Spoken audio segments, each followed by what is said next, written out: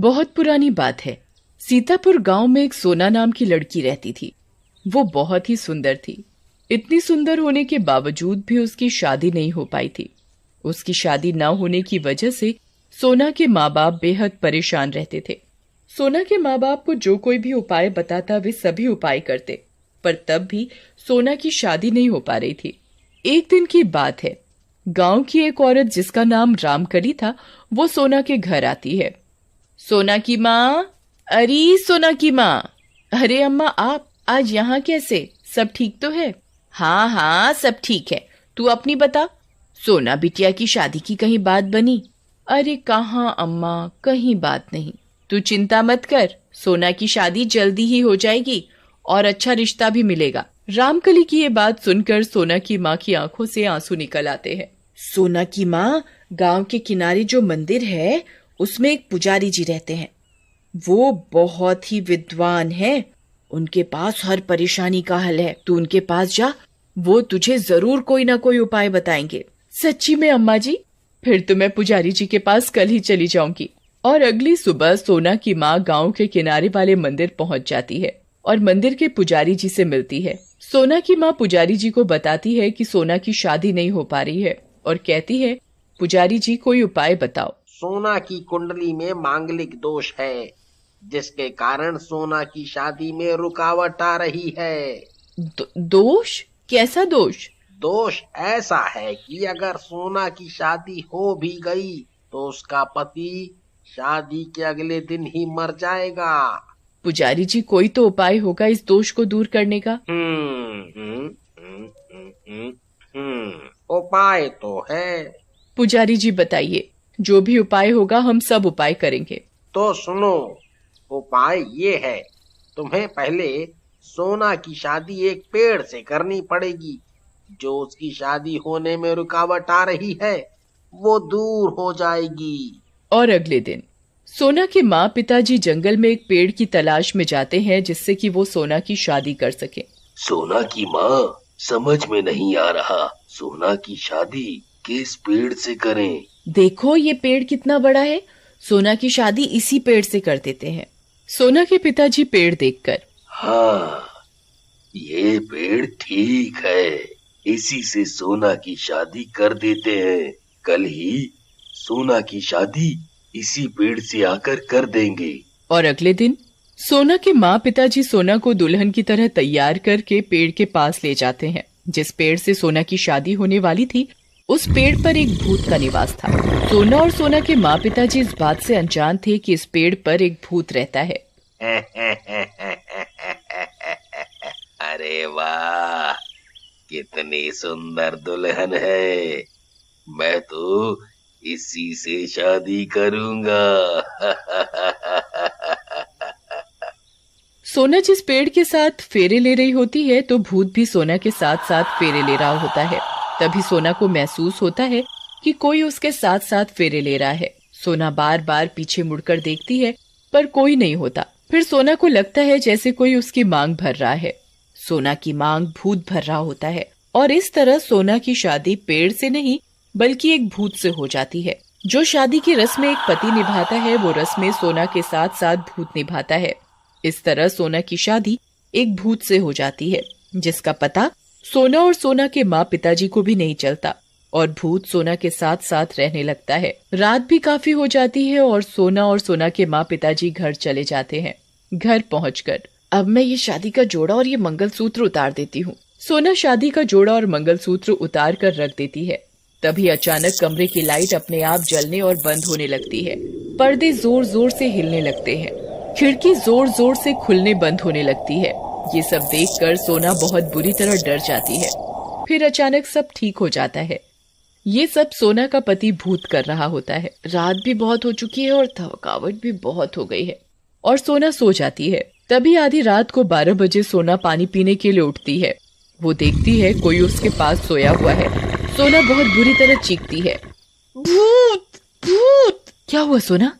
देखो ना माँ, वहाँ भूत है। कहाँ है भूत? यहाँ तो कोई नहीं है। सोना बेटा, आज तुम बहुत थक गई हो, तुम्हें आज आराम भी नहीं मिला है, थोड़ा आराम कर लो, ठीक हो जाओगी। और अगली सुबह सोना सोकर उठती है तो देखती है उसके गले में मंगलसूत्र डला हुआ है, उसके हाथों में लाल चूड़ियां और मांग में सिंदूर डला हुआ है।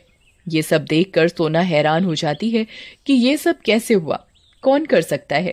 तभी सोना के पिताजी आवाज लगाते हैं, सोना की माँ, सोना की माँ। अरे क्या हुआ, इतना शोर क्यों मचा रहे हो? सोना की माँ, बात ही ऐसी है, तुम सुनोगी तो खुशी के मारे पागल ही हो जाओगी। अच्छा, ऐसी कौन सी बात है, बताओ तो जरा। अरे सोना के लिए बहुत बड़े घर से रिश्ता आया है और वो कल ही सोना को देखने आ रहे हैं। ये तो आपने बहुत ही अच्छी बात सुनाई, अब हमारी सोना भी दुल्हन बनेगी। अरे मुझे कल के लिए बहुत सी तैयारियां करनी है। उन सब की बातें भूत सुन रहा होता है। मैं भी देखता हूँ कौन सोना से शादी करता है। और अगले दिन लड़के वाले सोना के घर सोना को देखने के लिए आते हैं। सोना के माँ पिताजी लड़के वालों का स्वागत करते हैं। सोना की माँ सोना को लेकर आती है। सोना को देखकर लड़के की माँ कहती है, भाई मुझे तो आपकी सोना पसंद है। भूत भूत भूत। अरे रुको, आप कहाँ जा रहे हो? और वो रोने लगती है।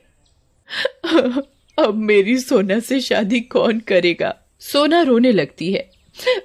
माँ, मेरी तो किस्मत ही खराब है। रात हो जाती है और सब सोने चले जाते हैं। सोना अपने कमरे में सोने के लिए जाती है तो देखती है पलंग पर फूलों का गजरा और एक सुंदर सी साड़ी रखी हुई है।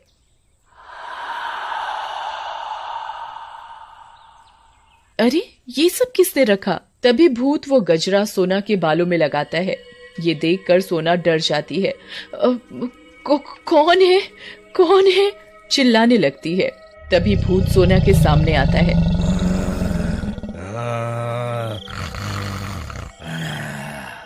सोना, डरो मत, मैं तुम्हारा पति हूँ, तुमने मुझसे शादी की है। मैंने तुमसे कोई शादी नहीं की है और तुम एक भूत हो, तुम मेरे पति नहीं हो। भूत सोना को पेड़ से शादी करने की सारी बात बताता है। सोना ये सुनकर बहुत रोती है। ये नहीं हो सकता, मेरी शादी भूत से नहीं हो सकती। और अगले दिन सोना अपनी माँ को भूत से शादी की सारी बात बताता है, पर सोना की माँ सोना की बातों पर विश्वास नहीं करती। सोना, ये सब तेरा वहम है, ऐसा कुछ नहीं है। तेरी शादी नहीं हो पा रही है ना, इसीलिए तुझे वहम लग रहा है। और अगले दिन एक और लड़का सोना को देखने आता है। जब लड़का सोना से मिलता है और शादी की बात करता है, तभी उसे सोना के साथ खड़ा भूत दिखाई देता है। वो बेहद ही भयानक दिख रहा था। भूत भूत भूत। तभी भूत लड़के को एक जोरदार थप्पड़ मारता है। लड़का बुरी तरह घबरा कर भाग जाता है। और रात को सोना की माँ पिताजी अपने कमरे में सो रहे होते हैं, तभी भूत उनकी चादर खींचकर नीचे फेंक देता है। अरे मेरी चादर नीचे कैसे गिर गई? जैसे ही वो चादर उठाने के लिए नीचे झुकती है तो उसके पलंग के नीचे से एक हाथ निकलकर सोना की माँ को गिरा देता है। अरे मुझे नीचे किसने गिराया? वो पलंग के नीचे झांकती है, उसकी चीख निकलती है, भूत भूत। भूत सोना की माँ का गला पकड़ लेता है और कहता है, करेगी सोना की शादी। तुम कौन हो? छोड़ दो मुझे, तुम चाहते क्या हो? कौन हूँ मैं? दामाद हूँ मैं तेरा। मेरी सोना से शादी हो गई है, सोना सिर्फ मेरी पत्नी है, मैं तुम सबको मार डालूंगा। सोना के पिताजी भी आवाज सुनकर जाग जाते हैं। सोना के पिताजी भूत से सोना की माँ को छुड़ाने की कोशिश करते हैं, पर भूत उन्हें भी पकड़ लेता है। तभी सोना अपने माँ पिताजी का चीखने चिल्लाने की आवाज सुनकर उनके पास जाती है। छोड़ दो मेरे माता पिताजी को, इन्होंने तुम्हारा क्या बिगाड़ा है? चले जाओ यहाँ से। मैं तुम्हें छोड़कर कहीं नहीं जाऊंगा। अगर तुम नहीं गए तो मैं अपने आप को मार डालूंगी। तुम ऐसा कुछ नहीं करोगी, मुझे पता है तुम अपने माँ पिताजी के बिना नहीं रह सकती। सोना अपना मंगलसूत्र, शादी की चूड़ियां और शादी का जोड़ा लेकर आती है और उस पर मिट्टी का तेल डालकर आग लगा देती है। नहीं नहीं, तुम ऐसा नहीं कर सकती। और भूत जलकर भस्म हो जाता है। इस तरह सोना का भूत से पीछा छूट जाता है और उसकी एक अच्छे लड़के से